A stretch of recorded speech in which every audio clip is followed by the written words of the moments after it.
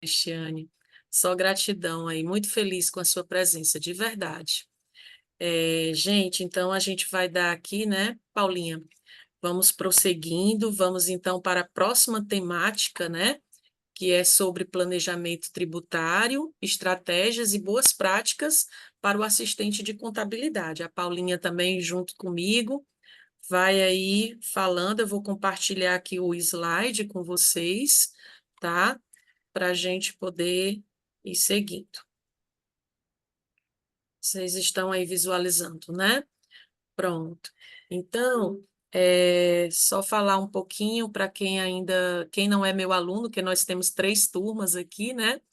Então, meu nome é Verúcia, eu atuo em 2 áreas, né? Que é a área da gestão, a área de tecnologia, tenho formações nas 2 áreas, né? E 18 anos aí de experiências, vivências, altos e baixos, como acontece em todas as profissões, né? Mas estou aqui para compartilhar alguns conteúdos assim bacana com vocês. Pena que é rápido, né? Então a gente precisa ser rápido para também não ficar muito cansativo para todos. Então, assim, gente, em relação a essa questão do planejamento tributário, estratégias e boas práticas, né, para o assistente de contabilidade, eu peguei um pouquinho do introdutório ao planejamento tributário, principais tributos e regimes tributários, estratégias de planejamento tributário e boas práticas e conformidade fiscais. Então, só falando um pouquinho da relação da introdução ao planejamento tributário, né?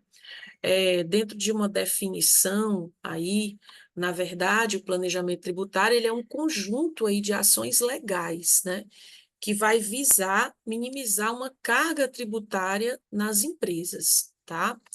Então, assim, é crucial, na verdade, para a saúde financeira das empresas e para manter essa competitividade no mercado. Então, o planejamento tributário aí, ele é crucial para isso. A gente pode falar também um pouco sobre as questões dos objetivos, né?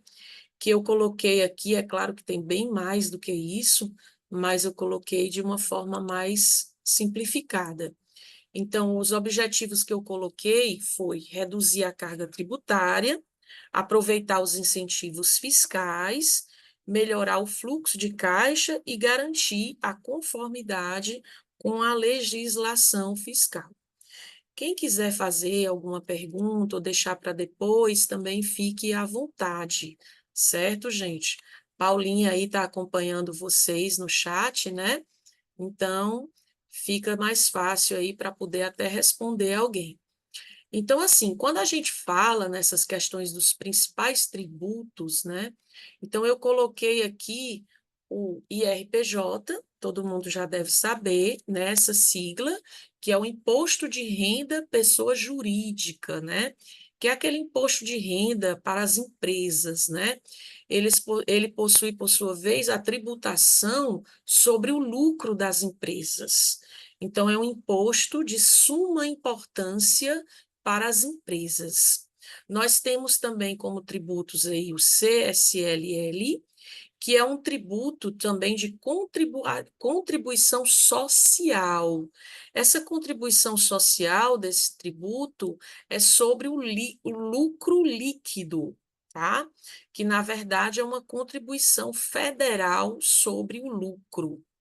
Nós temos também, eu acredito que muitos desses principais tributos é até de conhecimento de vocês, que a gente escuta muito falar sobre eles, né, em notícias, enfim, faz parte, né, do nosso dia a dia, do dia a dia das empresas.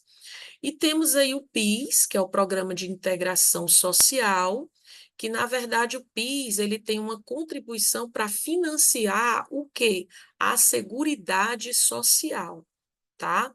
Então, assim, rapidamente, eu estou só passando para vocês algumas coisas que são bem conceituais, claro.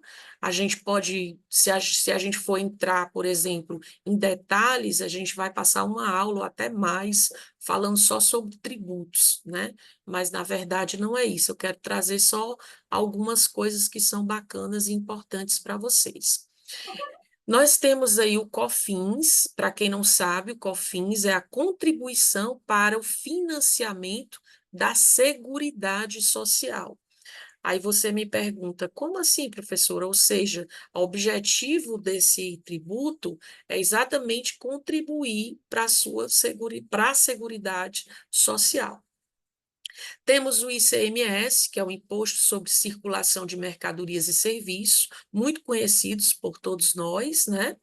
Que é um imposto estadual, tá? Deixando claro para todos. E esse imposto estadual, na verdade, é sobre a circulação de mercadorias e serviços. Por isso que ele tem o nome ICMS. E temos aí o ISS, que é um imposto, na verdade, sobre serviços de qualquer natureza. Esse ISS, ele é um imposto municipal, né, do município. Então, ele é um imposto municipal sobre serviços, tá, gente? Então, eu coloquei aí principais tributos e regimes tributários para vocês. Dentro desses regimes tributários, nós temos aí três fatores muito bacana, que um é o Simples Nacional, né? O outro é o lucro presumido e o outro é o lucro real. Então, para todos eles, eu coloquei um pouquinho de uma vantagem e também das desvantagens, para que vocês possam saber. As vantagens do Simples Nacional: uma menor burocracia, as alíquotas são mais reduzidas. E a desvantagem, professora, limitações de faturamento. Ou seja, nem todas as empresas podem optar pelo Simples Nacional. Nós temos aí isso, os regimes tributários, tá, gente? Temos o lucro presumido, nós temos as vantagens e também desvantagens. Quais seriam as vantagens? A simplicidade no cálculo do imposto, porque é um cálculo mais simples de se realizar. E a desvantagem é porque ele pode ser menos vantajoso para a empresa, com margens do lucro ser menor. E o lucro real, qual seria a vantagem e desvantagem? Vantagem é a possibilidade de pagar menos imposto, se a empresa tiver prejuízo ou margem de lucro. E a desvantagem é uma maior complexidade e necessidade de controles rigorosos. Então, desses regimes tributários, tá? Eu coloquei aí de forma bem simples e resumida, né? As vantagens e desvantagens de cada um deles. Agora a gente fala um pouquinho, dentro desse mesmo tópico, que é principais tributos e regimes tributários, a gente fala sobre os critérios de escolhas, né?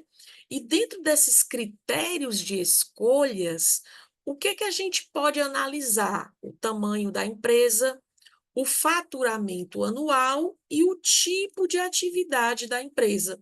Aí você me pergunta, professora, e o que é que define o tamanho de uma empresa? E aí, gente, o que é que vocês acham?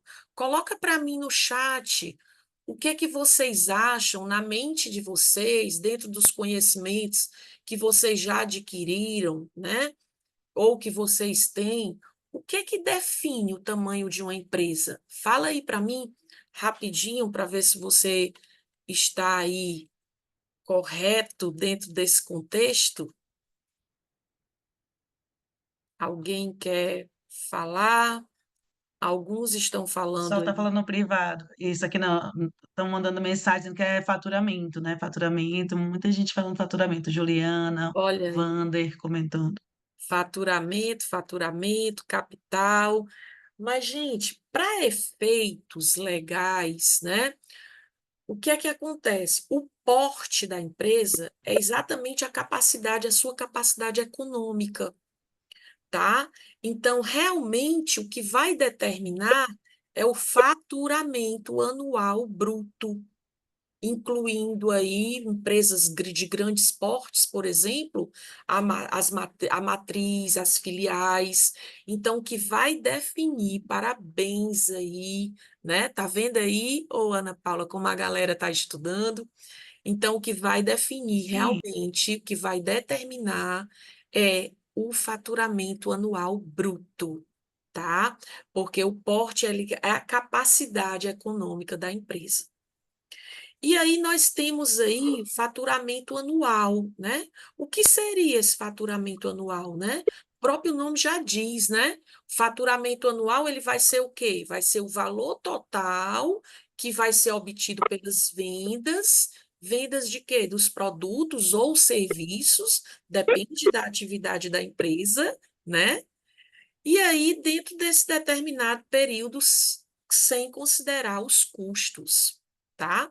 Ou seja, o faturamento anual, ele vai ser todo o dinheiro que entra do caixa no negócio da empresa, a partir da sua atividade comercial, seja a prestação de serviço ou seja vendas de produtos, vendas de mercadoria. Então, isso é o faturamento anual. Professora, e essa atividade? Tipo de atividade, né? O que seria esse tipo de atividade? Né? Uma empresa, gente, ela pode ter, por exemplo, uma atividade industrial, ou também ela pode ter uma atividade comercial, ou de prestação de serviços. Nós mesmo aqui, professoras, tá? Eu, Ana Paula, nós temos empresa, né? Nós somos PJ, nós temos CNPJs, nós temos empresa. E essa empresa, ela tem uma atividade onde essa atividade, no meu caso, é prestação de serviço, não sei do caso da Paulinha. E aí, Paulinho, o que é que você pode dizer? O seu tipo de prestação de atividade aí da serviço sua. também. Olha aí, Prestação de serviço. Só que como por horizonte, eu pago ISS mais barato do que você. olha aí, eu Porque o vou, eu vou ISS de mudar, lá é viu? Eu dois vou por cento mudar.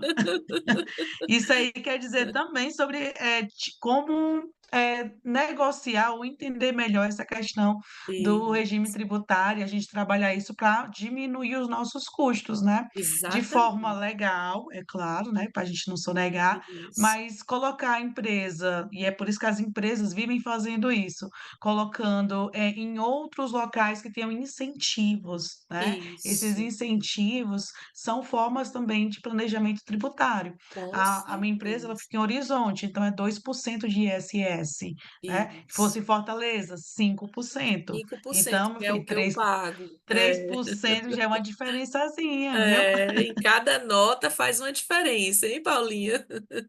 Então é isso, gente. Então, o tipo de atividade, na verdade, da empresa, né? Ela pode ser uma atividade, uma empresa de atividade industrial, ou comercial, ou de prestação de serviço.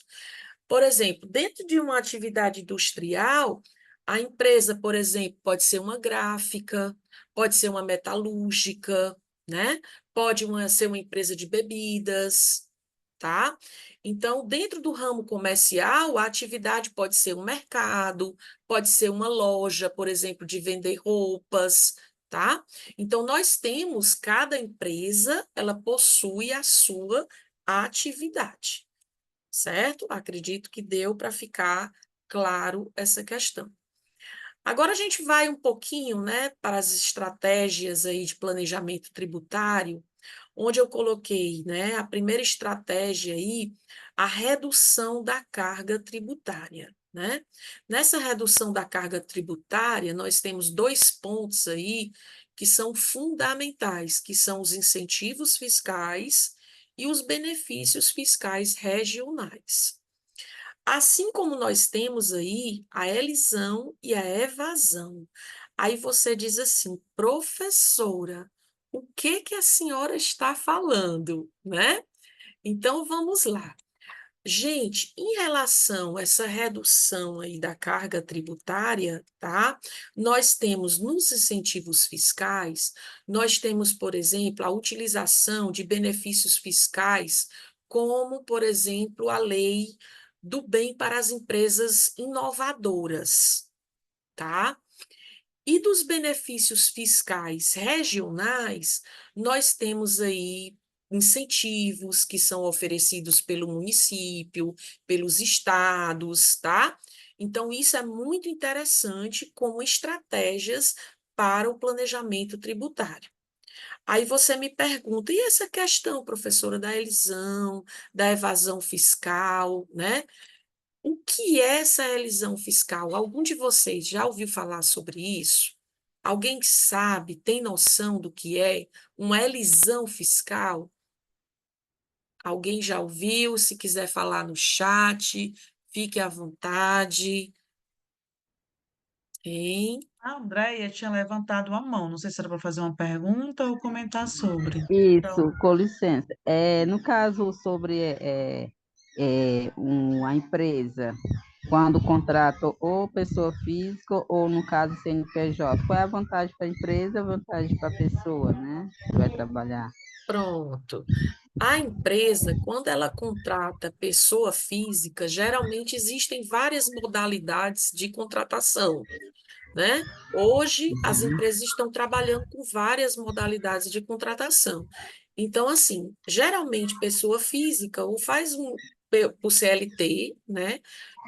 Uma contratação pelas leis trabalhistas, né? Carteira assinada. Hum, E se ela contratar como PJ, por exemplo, uma empresa contrata os serviços da Paulinha, que é PJ, né? A Paulinha trabalha, a atividade da empresa dela é prestação de serviços. Então, no caso, para a empresa, tem muitas vantagens.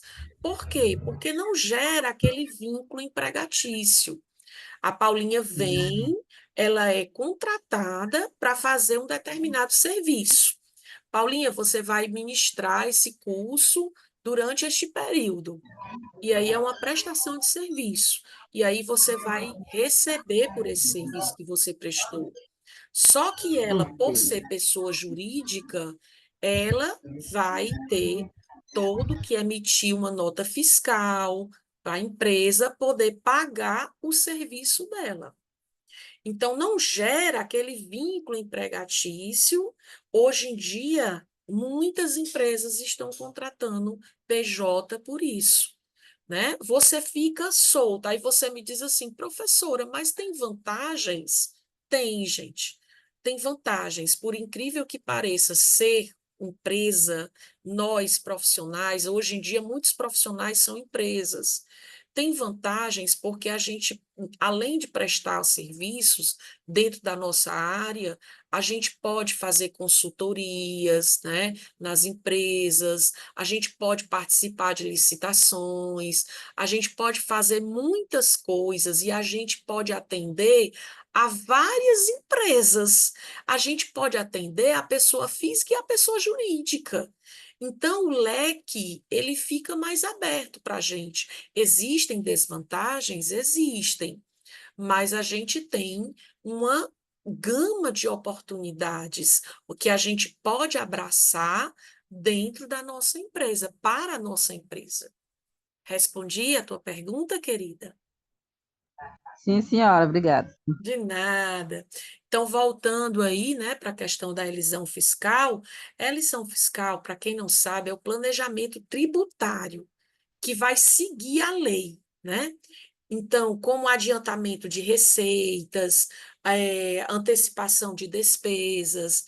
Então, na verdade, esse planejamento, o que é que ele visa? Né? Ele visa, esse planejamento de elisão fiscal, ele visa exatamente uma coisa boa, porque ele vai reduzir a carga tributária a ser paga por uma empresa.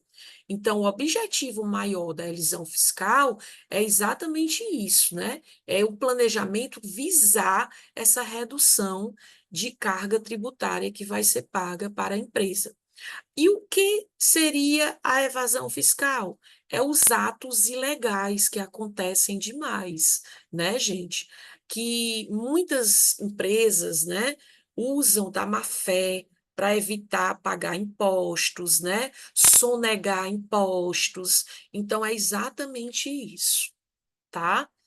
Espero aí, né, consegui aí, em poucas palavras, poder falar para vocês sobre essas diferenças. Agora vamos aqui para uns exemplos práticos. Dentro das estratégias de planejamento tributário, eu coloquei aí 3 exemplos práticos, que seria a reorganização societária, a escolha do regime, né, escolha do regime tributário e o investimento em áreas com incentivos, né? A reorganização societária é exatamente o quê? O próprio nome já diz, né, gente? É estruturar a empresa para poder otimizar as cargas tributárias. E a escolha do regime tributário, na verdade, é selecionar o regime que vai oferecer as melhores vantagens fiscais. E o que seria os investimentos em áreas com incentivos? O próprio nome também já diz, né? Aplicar recursos em regiões ou setores que vão oferecer aí os benefícios fiscais.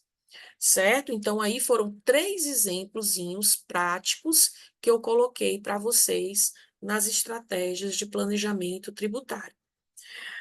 Outros exemplos práticos aí dentro das boas práticas e conformidade fiscal, certo? Eu coloquei aí conformidade e controle interno. Coloquei tecnologia na gestão tributária. Eita, tem um bocadinho de coisas aí que eu dei uma estudada, né? Mas me aprofundei um pouquinho para trazer para vocês. E consequência de não conformidade. Como era que a gente poderia, então, relacionar essas 3 boas práticas, né? E conformidade fiscal? Quando a gente fala da conformidade e controle interno, né? O nome também já diz. Então, é o quê? A importância de manter a conformidade com a legislação. E o que isso, professora? Mas e aí, né? Essa importância de manter a conformidade com a legislação. E, gente, para evitar o quê? Uma das coisas que mais a gente quer evitar, as empresas, né? Evitar multas, penalidades, tá? Então, nós temos aí esse conceito dentro dessas boas práticas de conformidade fiscal. Outra coisa também, tá? Bacana dentro da tecnologia na gestão tributária. Vocês sabem que hoje a tecnologia ela está envolvida em tudo, né, gente? As empresas, principalmente, elas precisam se preocupar bastante com as questões tecnológicas, a inovação. Então, dentro na tecnologia da gestão tributária, tá? Existem softwares aí que a gente pode trabalhar para automatizar e otimizar processos. E isso vai ajudar muito na contabilidade. Aí você me pergunta, professora, quais os softwares, né? Cite pelo menos uns 2, tá? Então, dentro dos mais utilizados e mais importantes, tá? Nós temos o SPED, que é o Sistema Público de Escrituração Digital, que o próprio governo federal utiliza, que foi desenvolvido pelo SERPRO. Para quem não sabe, o SERPRO, né, faz parte do governo federal e é exatamente lá onde são criados, né, ou desenvolvidos vários softwares, vários programas que atendem às necessidades públicas do governo. Então, nós temos aí o Sistema Público de Escrituração Digital, que foi desenvolvido pelo SERPRO, que foi até na época do governo Fernando Henrique Cardoso, para quem quiser relembrar, né? Nós temos também aí ele sendo utilizado bastante na Receita Federal. Então, a Receita Federal, que é um órgão público federal, por sua vez, trabalha bastante com essa questão de escrituração fiscal digital. Então, esses órgãos fazendários, estaduais ou federais e federais, né, eles recebem aí, dentro dos seus sistemas, os contribuintes, que nós chamamos contribuintes, que nada mais são do que as pessoas físicas, jurídicas, né? Com seus documentos, com as informações para averiguar, na verdade, gente, os impostos, principais impostos, né? ICMS, como a gente já falou, o próprio o IPI, né? Que é o imposto aí de produtos industrializados. Então, nós temos aí softwares, sistemas de suma importância dentro dessas questões aí que envolvem e que são essenciais para a contabilidade.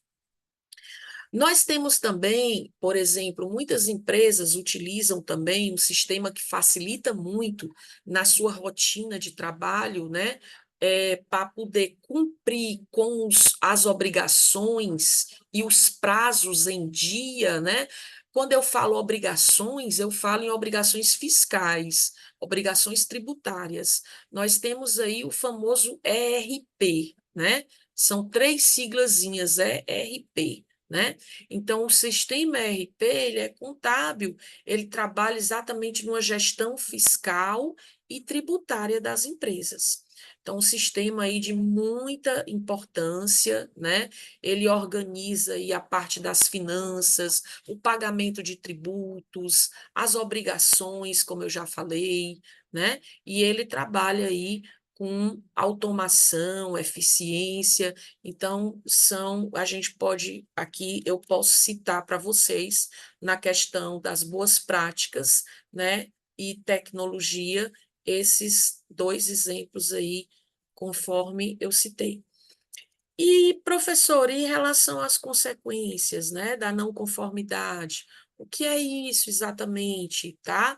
Então, assim, quando a gente fala de consequências da não conformidade, então a gente pensa nas penalidades, penalidades legais, penalidades financeiras, né? A gente pensa também, por exemplo, na perda da reputação, da confiança no mercado, por exemplo, do impacto negativo do fluxo de caixa na sustentabilidade da empresa.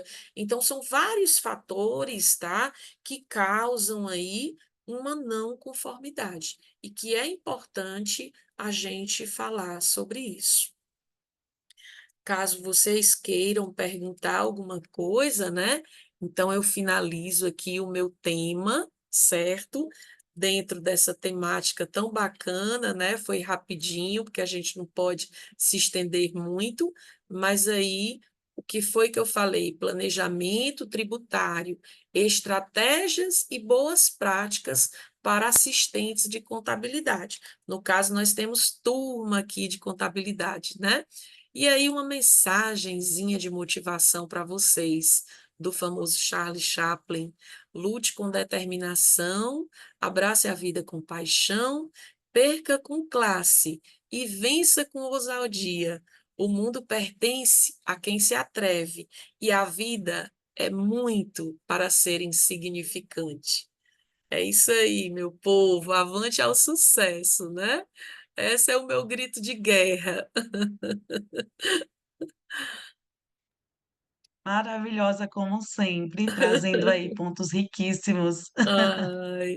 Ai, ai. A pena que a E gente só, tem tão pouco tempo, porque é tanta coisa que a gente queria contribuir aqui, trazer para esses nossos queridos alunos, mas aí o tempo fica reduzido e a gente precisa. Uma das coisas mais preciosas na nossa vida, né, Paulinha? Na vida de todos nós, né? Se chama tempo, viu, gente? E na vida das empresas é o tempo, por isso não desperdice o seu tempo. Aproveite o seu tempo o máximo que você puder, porque a vida é muito passageira e nós estamos aqui de momentos, vivendo momentos, né? Então a gente precisa aproveitar todo o tempo, não desperdiçar esse tempo. Esse tempo ele é precioso na vida de cada um de nós. E é isso. Paulinha, você quer falar alguma pergunta, né? Não, só mesmo é acrescentar aí a questão, confirmar aquela questão do planejamento tributário, né? Que a gente não precisa ir contra o que já tem. A gente tem que entender a dinamicidade do mercado e, a partir disso, procurar como economizar, né? Porque a gente sabe que nossos tributos não são poucos, né? Verdade. Sabemos que dói no bolso.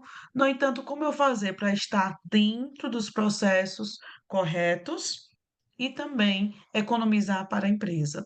Então, o planejamento tributário ele vem de encontro a isso, né? Está seguindo a legislação, mas também procurando economizar para a empresa, né? A Exato. pergunta da Andréia quanto à questão que ela fez assim, e aí, por que que para a empresa poderia ser melhor contratar uma pessoa física ou uma pessoa jurídica, né? Isso. Achei interessante, porque É, traz aquela percepção ali que às exato. vezes, né, dependendo do valor que estão pagando para a pessoa jurídica, né, como um MEI, às vezes eu já vi um aluno meu que falou assim: Ana Paula, eu sou MEI e querem me pagar um salário mínimo. Eu digo: olha, estão te enganando. Por quê? Você não vai ter 13º, você não vai ter férias, né? E você vai receber igual a vamos dizer assim, um mensalista, né? Ou seja, igual a quem é CLT. Só que você vai perder os direitos, férias e 13º. Porque Exatamente. você, como PJ, vai ter que se organizar para isso, né? Exatamente. Então, se você pensar nessa situação, o que é que você tem que dizer? É bom quando a gente trabalha PJ, mas quando a gente ganha bem mais do que isso, porque a gente tem que se organizar para nossas férias, né, Verusa? É. Organizar E o férias, quanto é organizar. difícil tirar essas férias quando a gente é empresa. O quanto que não é fácil. Pois é. Organizar férias, organizar períodos de sazonalidade, né, Cris? Aí, quando a gente passar por aquela sazonalidade, né? Finalzinho do ano, todos os alunos parados, curtindo, e a gente parado também. Se a gente é É, horista, cadê nosso dinheiro entrar? E aí a gente tem que se preparar também para esses períodos, né? exato. Era isso que eu ia dizer, parado e sem dinheiro, né? É, Então, eis aí a diferença de eu ser um CLT para eu ser um PJ, né? Eu tenho que, se eu parar, eu já tenho que ter um dinheirinho para poder me manter. Já um CLT, se ele parar, por lei, a empresa vai continuar pagando o salário dele, né? Se ele tiver parado ali à disposição da empresa, mas não tiver serviço, é o salário dele que ele vai receber, né? Então, veja uma